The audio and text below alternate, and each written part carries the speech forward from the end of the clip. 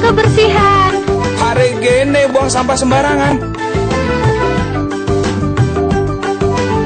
Udah tahu sampah biang masalah, buang sampah pada tempatnya lah. Iya ya, kalau bukan kita siapa lagi? Ayo kita buat Jakarta jadi bersih.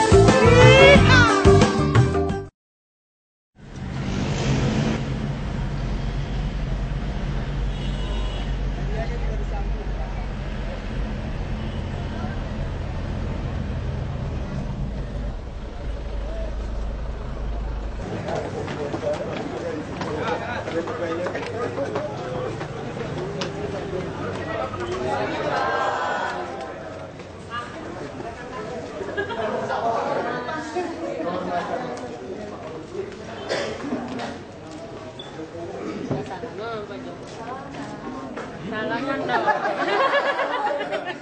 Kalau dari kerubutin aja.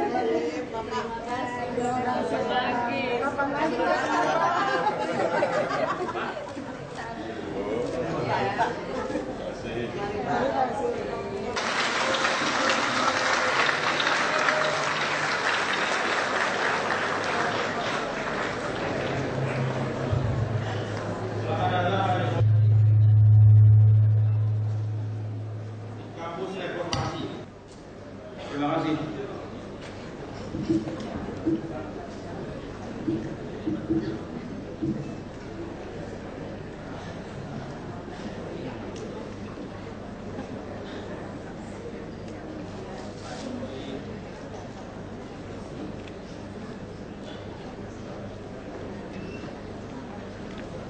Ilmiah dengan judul Implementasi Konsep Pembangunan Berkelanjutan di dalam pengembangan Kota Jakarta. Gubernur Kepala Daerah Khusus Ibu Kota Jakarta. Terlebih dahulu, pembacaan kurikulum vitae oleh Ketua Panitia Dies Natalis Universitas Trisakti.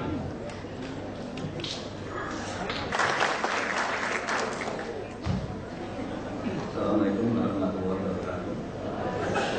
Selamat pagi, perkenankanlah saya membacakan kurikulum vitae Bapak Insinyur Joko Widodo sebagai berikut. Nama Insinyur Haji Joko Widodo, jabatan Gubernur DKI Jakarta.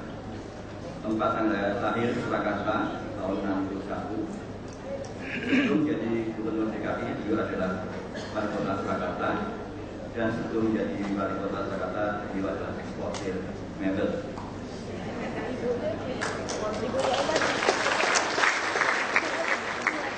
Tanda kehormatan yang dimiliki: 1. Manggalia Karya Bakti Usada Arukala dari Menteri Kesehatan. Satya Lancana Pembangunan tahun 2011 bidang operasi.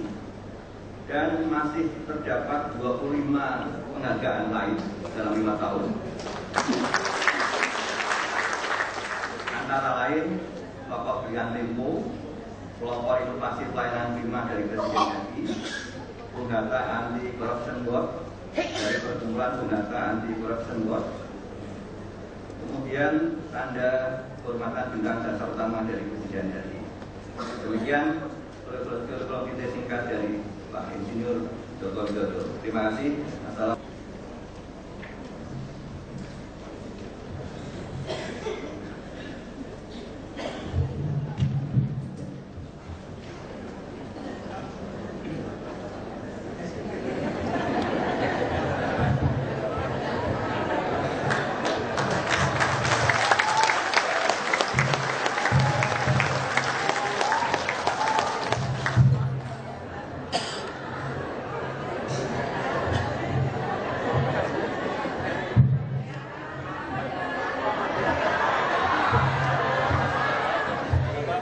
Dari sini juga kelihatan. Apa duduknya kan gini. Bismillahirrahmanirrahim. Assalamualaikum warahmatullahi wabarakatuh. Selamat pagi dan salam sejahtera bagi kita semua. Yang hormati Bapak Rektor, Bapak Wakil Rektor, Bapak Dekan, serta seluruh guru besar, Bapak Ibu dosen, dan seluruh hadirin yang pada pagi hari ini hadir.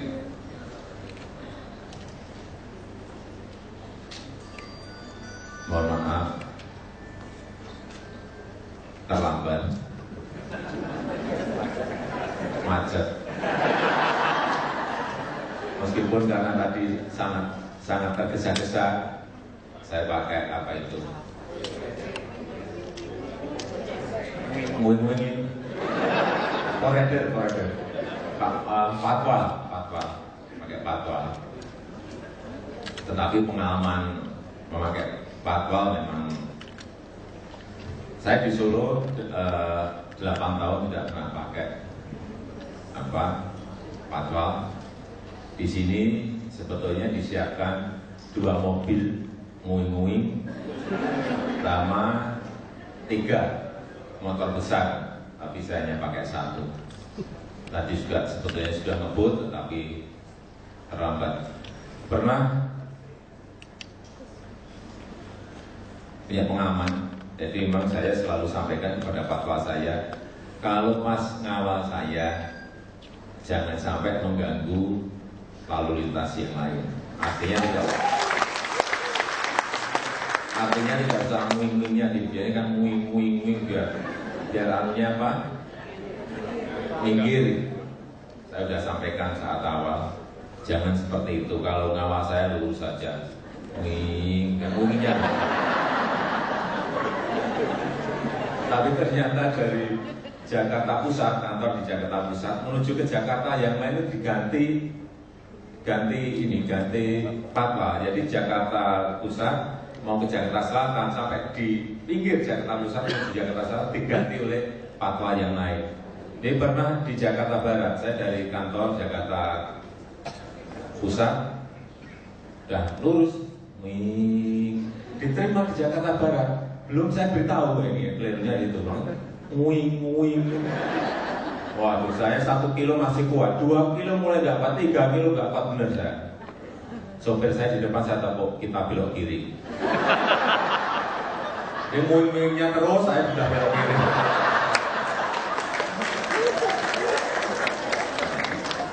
Ya kapok udah diberitahu.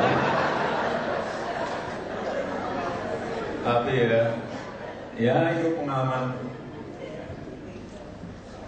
ninggal fatwa. Tapi kalau di bawah saya juga heran. Di bawah sering kalau di Jakarta mungkin enggak, tapi sering di daerah yang di Jakarta juga kadang lepas dadaan.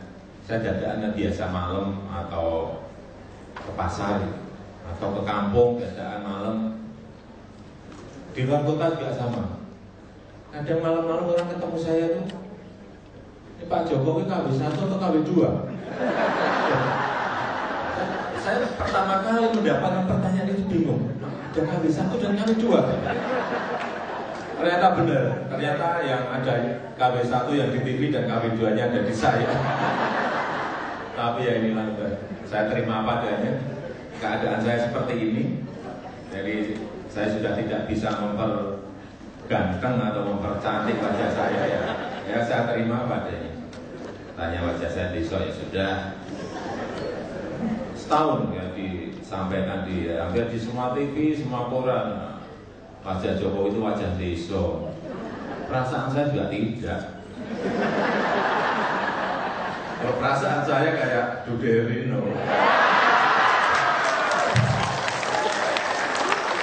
Tapi yang ternyata betul kan, kalau zaman dulu 2 bulan yang lalu kan, sampaikan kepada publik, ada yang menyampaikan, itu Jokowi itu kayak Estrada.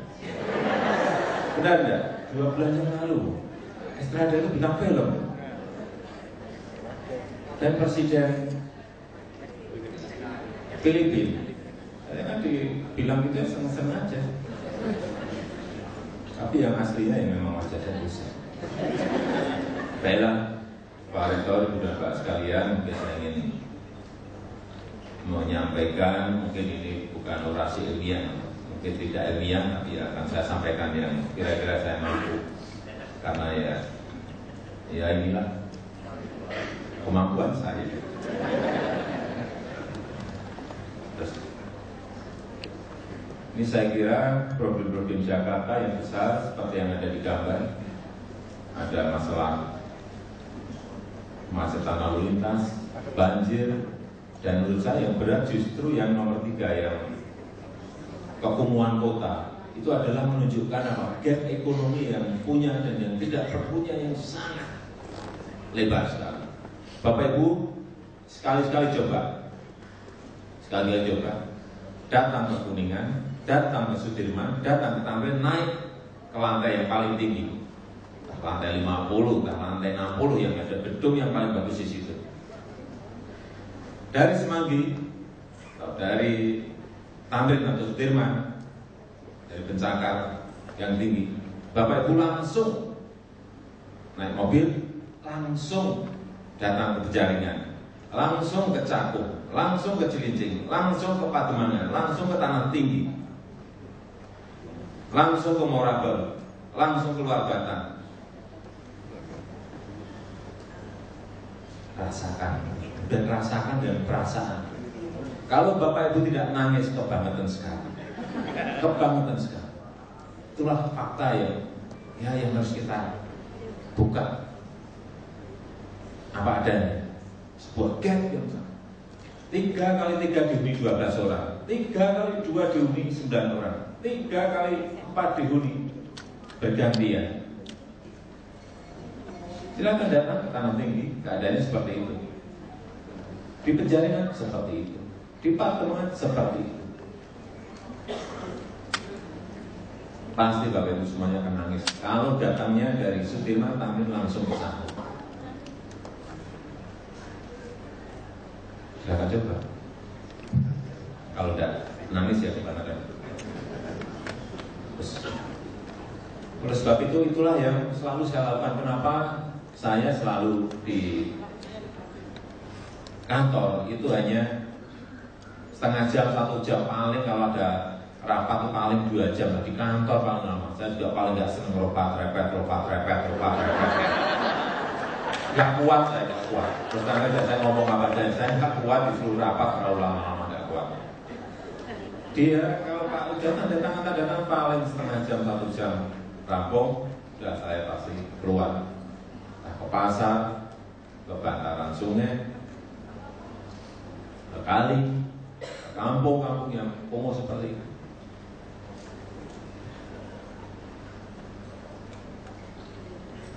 Dan ya harian seperti itu.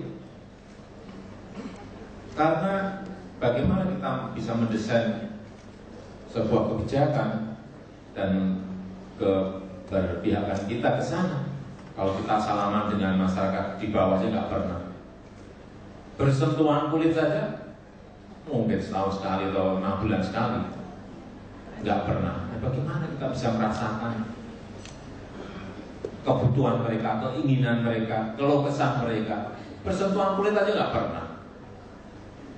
Bagaimana? Jadi apa ya?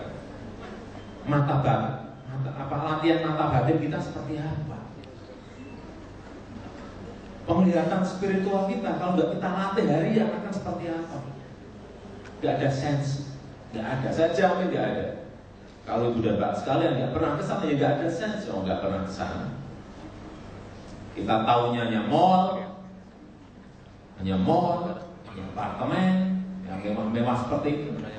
Bagaimana kita melatih mata batin dan penglihatan spiritual kita kalau kita nggak pernah kesana? Nggak akan sambung. Dan kebijakan kita pasti nggak akan sampai ke sana, nggak akan sambung. Saya ini nggak akan sambung. Ya inilah yang terus saya lakukan dan akan saya lakukan sampai jabatan saya. Tiap hari akan saya lakukan itu. Memang kerjaan saya melihat persoalan, melihat masalah-masalah, melihat problem-problem real yang ada di lapangan. Ini saya kira problem berat kita. Tetapi sebenarnya problemnya juga jelas kok. Masalahnya juga jelas. Apa yang harus dilakukan? Juga rencananya ada semuanya. Dan sudah jelas. Tapi enggak. Pertanyaan saya, kenapa tidak 20-30 tahun yang lalu ini sudah dieksekusi? Kenapa berlarut-larut? Begitu sudah bertumpuk-tumpuk, saya sekarang dikejar-kejar tiap hari. Mana Pak? Masih macet Jakarta? Mana Pak? Masih macet Jakarta? Masa baru sehari 2 hari langsung belum merubah? Padahal kan perlu infrastruktur, perlu fasilitas. Kalau policy mungkin sehari 2 hari bisa kita putuskan, kita siapkan. Tapi membuat MRT, membuat monorail apa bisa? Sebulan 2 bulan? Bisa. Nah, kalau yang gini-gini bisa. Yang cepat kita lakukan, cepat kita lakukan. Kayak Tanah Abang, saya waktu masuk ke Tanah Abang melihat seperti ini jalan raya. Jalan raya bukan tempat berjualan. Dibiarkan lebih dari 20 tahun seperti itu. 800 pedagang dibiarkan seperti itu kok ditepukin. Ini membenarkan ini malah. Ini nggak ada. Waktu saya masuk ke sana, saya petakan, saya melihat sebuah masalah tidak mungkin sekali, 2 kali, 3 kali, 4 kali, 5 kali. Pagi saya lihat, siang saya lihat, tengah malam saya lihat. Bapak Ibu bisa bertanya ke warga di Tanah Abang, tapi yang bagian malam, tanya aja. Saya ke sana berapa kali? Jam 2 malam, jam 1 malam, jam 11 malam. Saya ingin memetakan masalah. Saya ingin membuat sebuah pekerjaan itu kelihatan dan harus detail. Karena menyelesaikan seperti ini nggak mungkin kita nggak ngerti masalahnya secara detail. Bisa keliru, bisa keliru. Ini Tanah Abang. Jadi kalau Bapak Ibu semuanya, Pak Rektor tanya, premannya di sebelah sana siapa namanya? Saya tahu. Yang sebelah sini premannya siapa? Saya tahu. Tahu apa? Karena ya pagi siang malam saya betul-betul menguasai. Terus ini Tanah Abang yang sekarang sudah bersih. Tapi sebelum pembersihan ini, Bapak Ibu, saya waktu hari pertama udah rame-rame saya mau masuk ke sana, nggak boleh sama Polda. Jangan Pak Gub, jangan masuk dulu, panas ini panas, jangan masuk. Ya udah, karena dari keamanan nggak boleh saya nggak. Nanti bisa rame di Pak. Hari kedua saya udah mau masuk lagi, nggak boleh. Wah nggak bisa, saya udah nggak kuat, saya nggak kuat. Saya mau masuk siang, urusan keamanan, urusan polisi, urusan Polda. Udah, saya masuk sana. Nggak ada apa-apa ya. Pedagang PKS semua nyalami semuanya. Yang tato-tato nyalami saya semua. Artinya sebetulnya bayangan sebelumnya kita ini dibayang-bayangin sesuatu yang menakutkan. Karena apa? Nggak kita kuasai masalahnya. Sehingga takut, waduh, premannya banyak. Ya betul banyak. PKI-nya nanti akan ngajak berantem kita. Ya tergantung cara treatmentnya menurut saya. Yang membackup juga aparat saya juga ada. Tapi kalau masalahnya kelihatan dan sudah ya tato aja nyalami. Besok bersih. Dan alhamdulillah bisa bersih. Bisa. Premannya ambil dapat 48, lumayan. Ini gambarnya Tanah Abang sekarang. Ayo terus masih kita perbaiki karena di sini nantinya akan ada pertemuan KRL, pasar dan pasarnya saya kira akan terus dikembangkan. Plus monorailnya nanti akan lewat pas di tengah Tanah Abang. Sehingga ini akan menjadi sebuah ini gambar rencananya ada, tapi tidak saya keluarkan karena nanti orang akan mendahului. Saya tidak mau. Oh udah, saya beli yang di sini. Masih kita tutup. Blok G ini harusnya rampung 6 bulan, tapi bisa kita selesaikan 1,5 bulan. Perbaikan total semuanya bisa kita perbaiki. Dan pedagang masuk. Pedagang masuk pun juga mintanya, tapi ya sudahlah. Pak, ini pintunya yang 1 meter, minta 6 meter, kita beri 6 meter depan. Pak, minta di bawah diberi ATM. Seminggu siapkan jadi ATM. Pak, ini kita minta eskalator. Kalau tangga Pak capek ke atas, minta terus. Udah, siapkan. Tapi ini belum selesai, tapi akan kita kerjakan. Masih belum ramai. Saya pikir udah kita beri Jumat 1 minggu peroncongan ben-benan di situ biar rame. Saya lihat kalau Sabtu Minggu juga rame banget karena ben-benan atau karena memang ingin ke Blok 3 atau kalau saya serami. Tapi Jumat Senin, Selasa, Rabu agak kurang ramai, nggak apa-apa, butuh waktu lah. Masih kurang ramai lagi, beri hadiah mobil. Ya kalau mau hadiahnya kan hanya kulkas, sepeda motor, TV, mobil, PKL. Kelas PKL hadiah mobil di dunia ya baru Tanah Abang. Ini proses bisnis, ini bukan proses pemerintahan, ini adalah proses bisnis. Nggak mungkin kita berikan cara-cara ke pemerintah, nggak mungkin, cara-cara bisnis yang kita lakukan. Terus ini pasar minggu, nggak sama tengah jalan, pinggir jalan dipakai berjualan seperti ini juga kita dorong masuk ke pasar. Alhamdulillah juga bisa kita selesaikan. Jalan raya dipakai kayak ini, biarin. Sekarang juga bisa bersih seperti ini.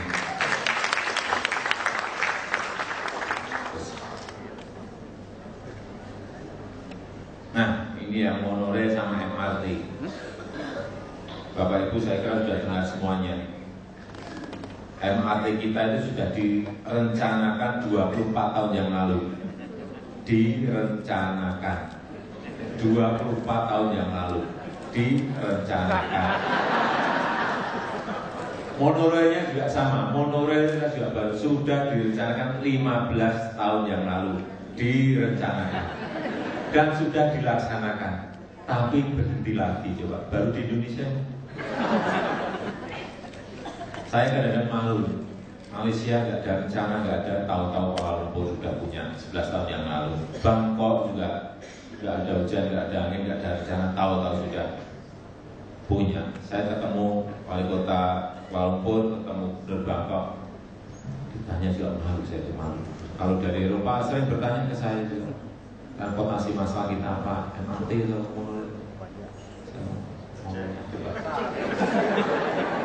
bingung ya kadang ngomong apa saya. Malu kita, mereka sudah punya. Kita ini negara besar dan ibu kota kita juga duitnya ada. Saya nggak tahu kenapa dari 20 atau 25 tahun yang nggak tereksekusi. Nggak tahu saya. Terakhir saya hampir malu ya, tapi saya Gubernur Hanoi tanya ke saya, Gubernur Jokowi, di sini sudah ada monorail atau subway MRT? Enggak. Wah, bisa deg-degan. Hanoi sudah punya belum? Ya, saya juga belum tahu. Karena belum pernah ke Hanoi. Saya tanya balik, Gubernur di Hanoi gimana? Sudah punya belum? Saya tanya balik. Oh, kalau kita ini dalam perencanaan dan nanti dimulai 2017. Alhamdulillah. Saya baru berani ngomong. Jadi kita sudah Oktober kemarin sudah groundbreaking, modelnya sudah, MRT-nya sudah, ya, meskipun baru dimulai, tapi sudah mendahului dulu. Gitu. Misalnya kedahuluan Hanoi kan lebih malu lagi. Gitu. Kadang-kadang kita ada di sini, ada di masalah kawasan-kawasan kumuh seperti ini. Ada 360 selama ya kawasan kumuh di Jakarta ini, dan hampir setiap hari saya ada di situ lingkungan seperti ini. Sebagian kayak di Pluit sudah kita pindahkan ke rusun. Terus ini rusun ini sebetulnya sudah dibuat 8 tahun yang lalu, 9 tahun yang lalu, tapi nggak dipakai. Ada 26 blok kosong nggak dipakai, rusak semuanya. Prosesnya hilang, pintunya hilang, jendelanya hilang, nggak dipakai. Bapak Ibu lihat aja kemarin udah setahun yang lalu lah. Ya, gimana membuat komplek rusun, tidak ada puskesmas, tidak ada pasar, tidak ada transportasi. Malam hari saya ke sana jam 1 pagi, kalau malam tuh Bapak coba ke sana. Sepi sekali, nggak ada lampu, saya ke sana jam 1 benar. Ya, kayak di tengah hutan, nggak ada listriknya, siapa yang mau gitu. Udah listrik kita beri, rusunnya kita cat lagi, kita beri pintu jendela lagi, masyarakat suruh pindah, juga masih nggak mau masyarakat. Sulit. Sudah carikan ilmu yang lain. Di Pluit ini yang Pluit sama yang di Riau. saya apain. Udah siapin bis, minta 4 bis, siapin. Warga saya suruh naik fluid, saya ajak piknik. Nanti dengan makan lah, piknik plus makan. Kemana Pak? Udahlah naik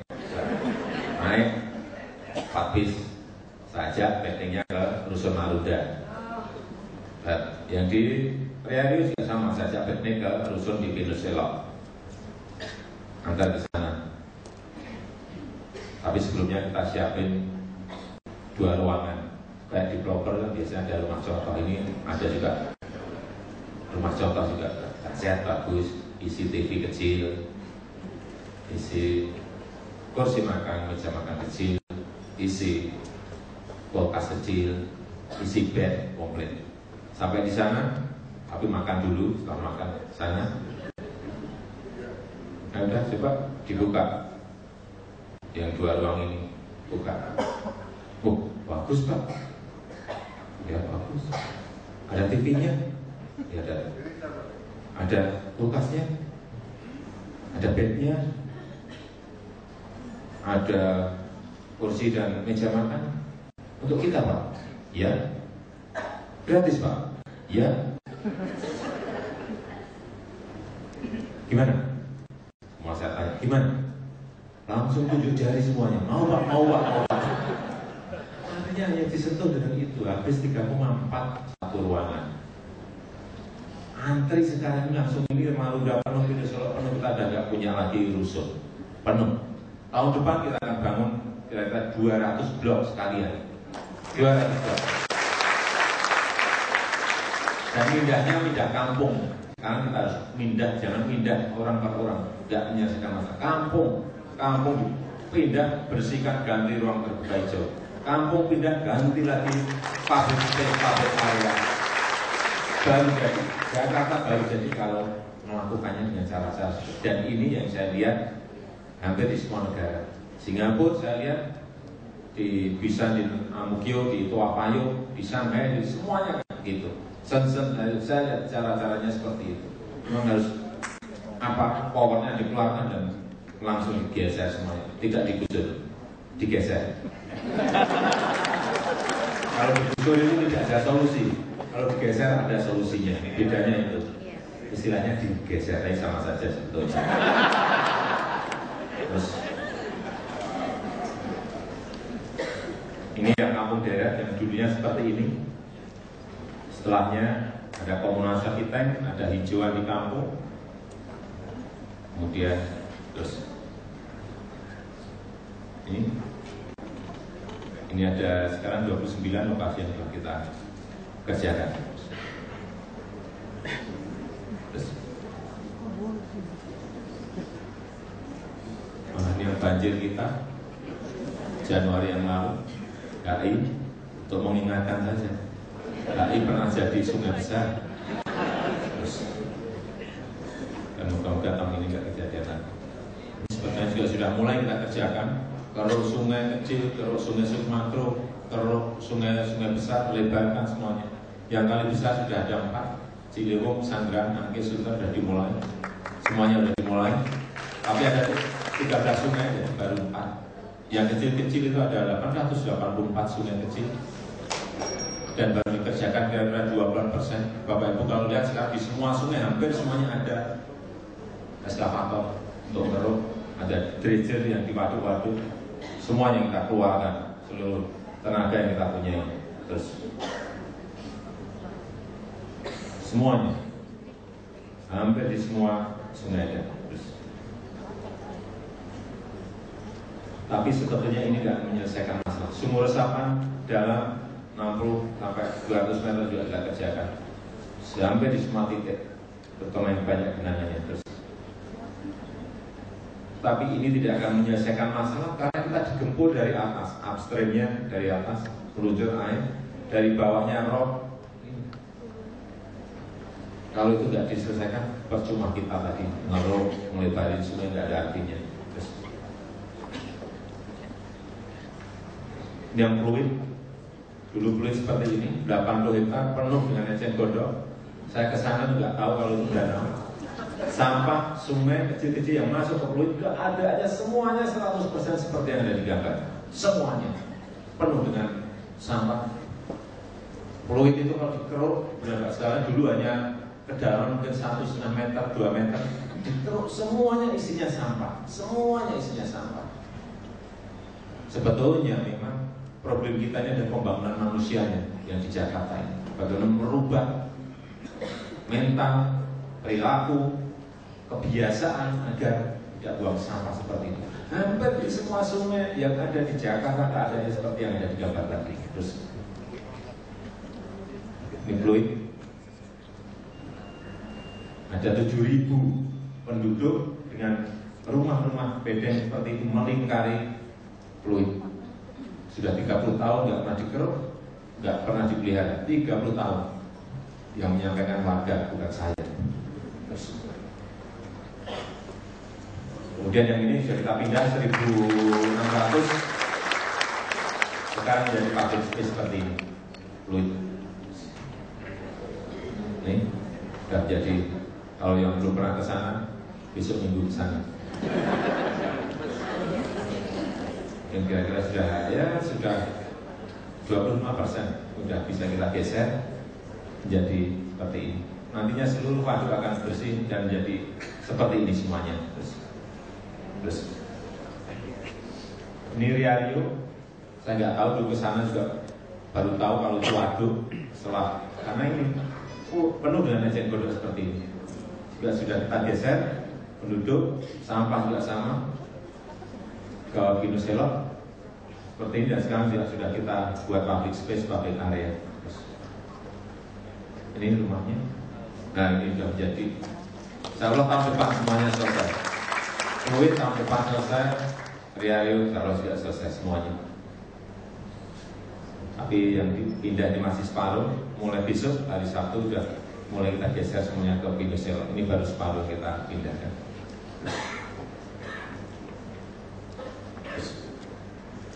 Nah, ini terakhir. Ini biasanya kalau kita mindah, kita biasanya rame-rame dulu. Pasti rame lah. Nggak mau, pasti nggak langsung pindah, enggak. Pasti ada rame-rame, ada pertentangan di situ, ada sedikit gesekan konflik di situ. Dan biasanya saya petakan tokohnya siapa, premannya siapa, yang nggak setuju siapa, dan saya undang makan. Kan siang makan malam di rumah atau di balai kota, saya undang makan. Dan saya berikan pasti makanan yang paling enak. Saya sampaikan harus disiapkan makanan yang paling enak, yang paling mewah dan enak, karena yang saya undang ini istimewa. Preman saya undang, tokoh-tokoh informal saya undang, yang kira-kira ngomongnya keras, yang memprovokasi saya undang. Setelah makan, biasanya saya tanya, gimana Bapak Ibu, minggu depan saya pindah. Sudah makan? Setuju? Setuju Pak. Setuju Pak. Udah makan diajak itu gampang. Jadi lobbynya dimakan. Orang dulu Riario udah ramai semua. Berapa? Iya Pak. Cek coba, saya cek. Oh ini, oke. Pandi 12. Jak makan siang, pikiran saya mungkin 2 kali, 3 kali baru rampung. Saya undang makan hanya sekali saya rampung. Gimana? Bapak Ibu setuju? Sudah penuh. Ya Pak, setuju Pak. Tidak. Pluit juga sama, karena abang juga saya panggil sama. Ya kira-kira itu sudah Bapak sekalian yang bisa saya sampaikan. Sekali lagi saya ucapkan selamat ulang tahun Jis Natalis yang ke-48 Universitas Trisakti. Semoga sukses dan jaya.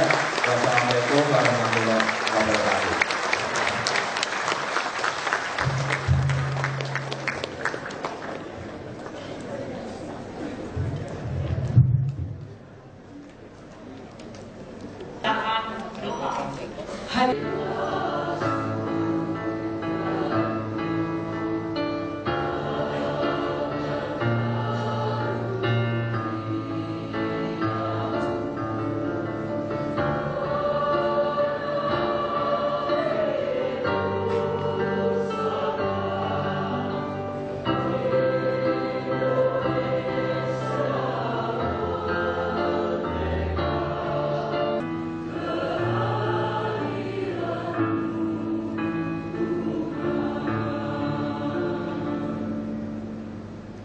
Hadirin dipersilakan duduk kembali.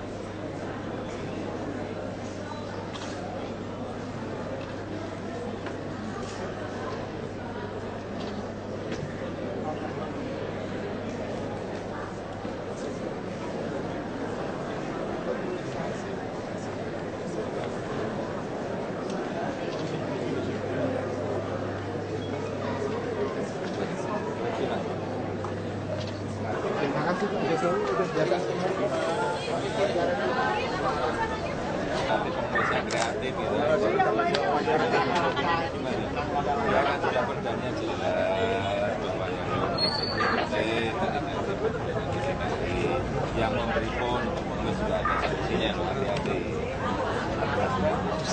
Pengawasan gimana? Setiap hari juga kita razia, setiap hari loh. Kapan-kapan nanti saya nanti kita betapa penuh kegiatannya Pak Sekretariat. Ya termasuk yang kemarin itu yang kena razia dari dinas sosial juga kan? Tidak. Nah, Ibu Komentan tanyakanlah. Bahwa itu berbangsa tidak dari Jakarta yang bukan dari